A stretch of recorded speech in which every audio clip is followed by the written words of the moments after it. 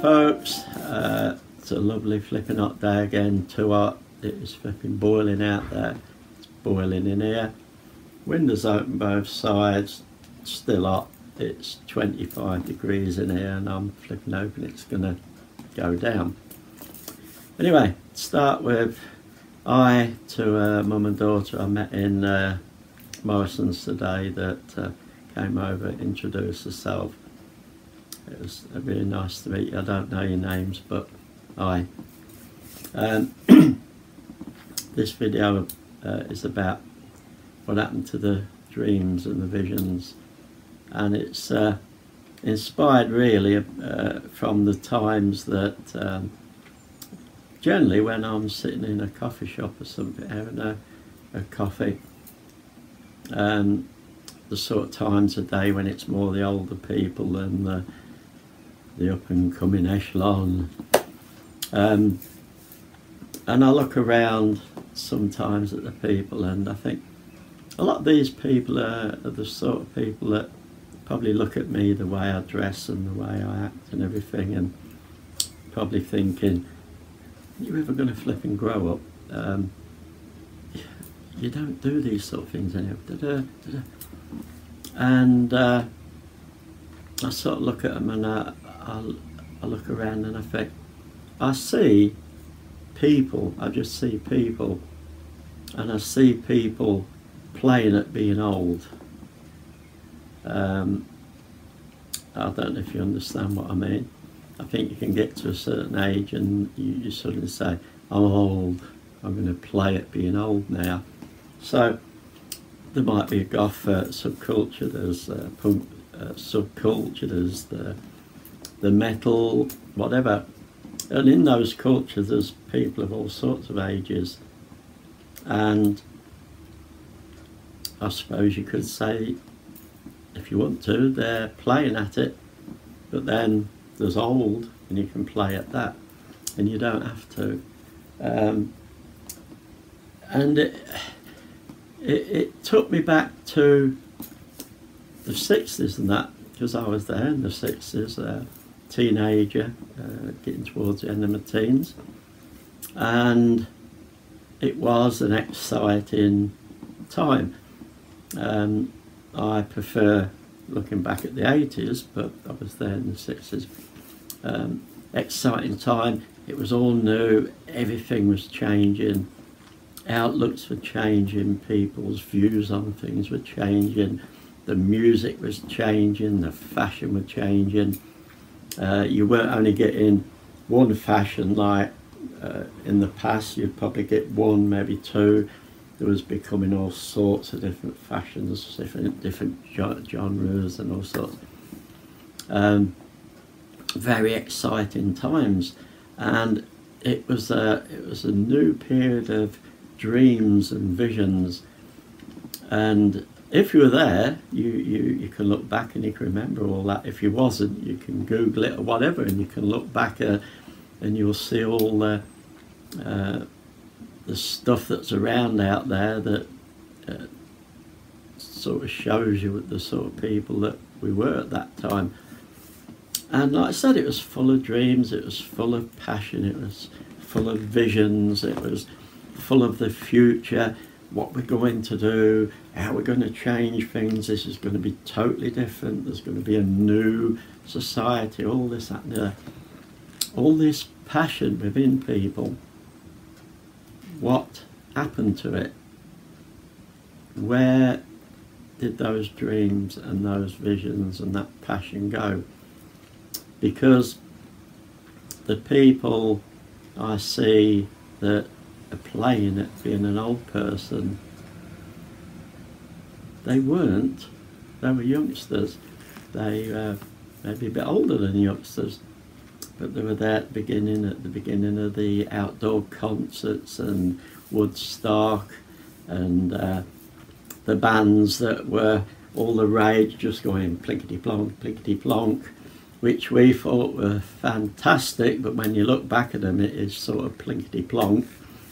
And they paved the way for the music that was going to come in the 70s and the 80s and the 90s and even doing now.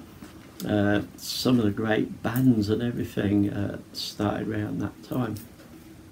Where did those dreams and those visions and those passions go? Where along in life did those vibrant, passionate people turn the light off? Because you never totally fulfill those dreams and then passions and those visions. You can work at it and you can probably do great and wonderful things, but they're never ending. Why did the flame go out? And in looking at this and asking that question, I'm sort of now looking at people that are in subcultures and everything like Goth, and although I'm Goth, I'm talking about many subcultures now. If that's in you, there's no time limit on it. If you're metal, if you're punk, if you're Goth, if you're an old mod from the old days, it's still there. It doesn't have to die. And if you look out there, there's people still doing it. You don't have to get to a certain age and suddenly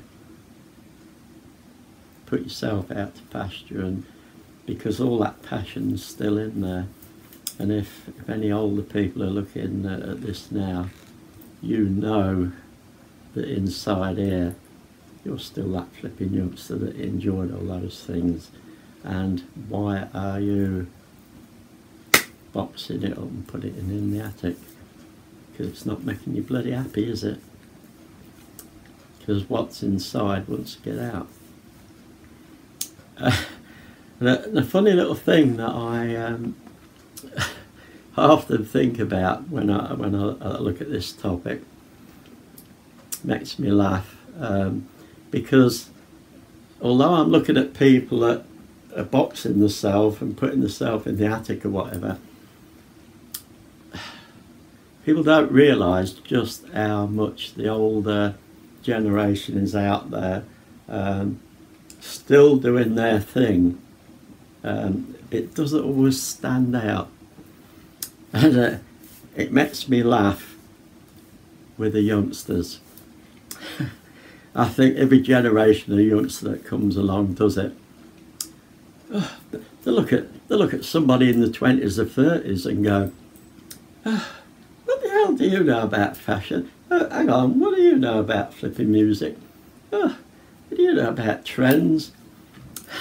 And it makes me laugh, because youngsters have come to people, you know, my age, and probably think, what the bloody hell, you know, what do you know about fashion? What do you know about this? What do you know about that?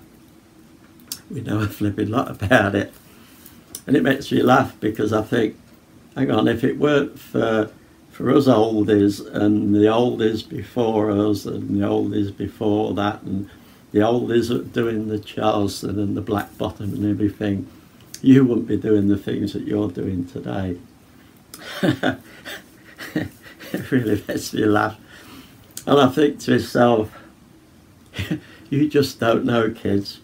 If you took everybody that was 40 plus out of the fashion world, you take everybody 40 plus out of the music industry, you take everybody 40 plus out of this, that and that, you'd be buggered.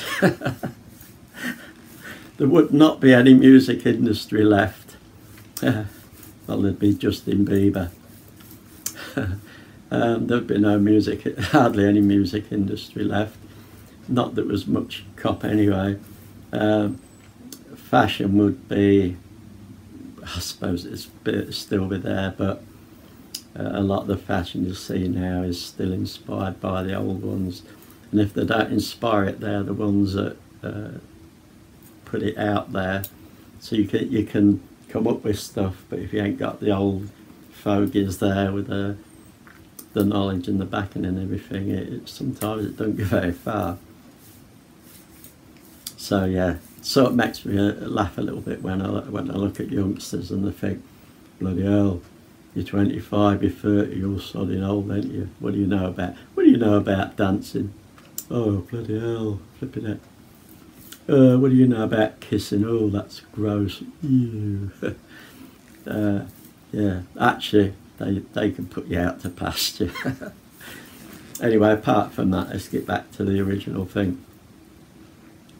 Dreams, visions, the fire within us. It hasn't got a flipping set. It's not got a use by date. It's not even got a best before date. That fire and that passion and the twinkle in the eye that you had in the 60s, it's still there. The world's there for the taking to put all these things into being.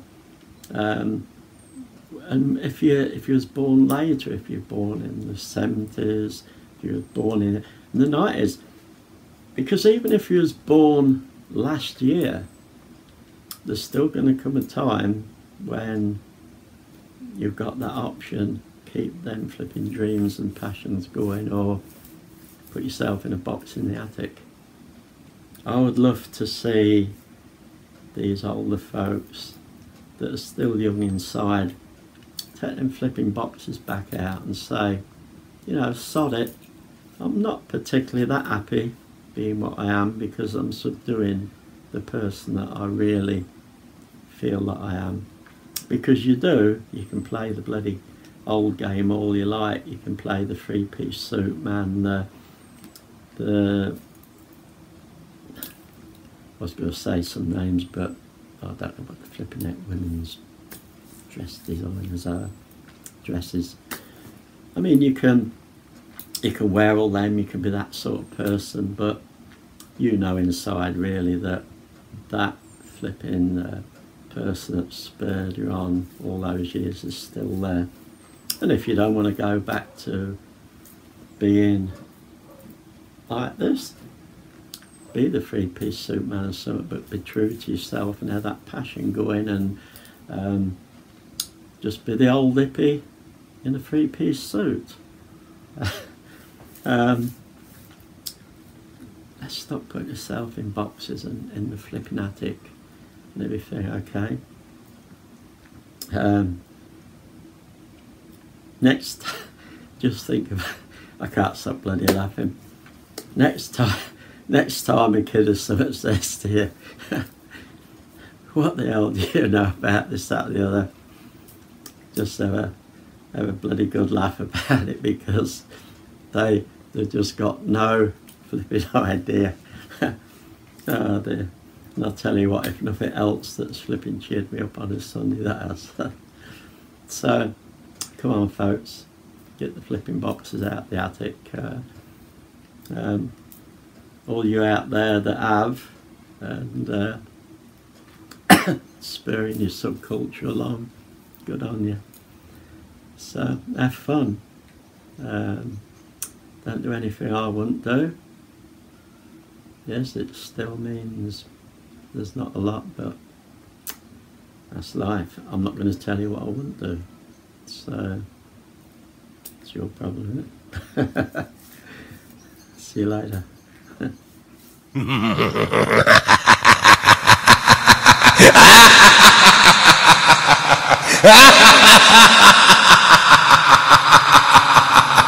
Ha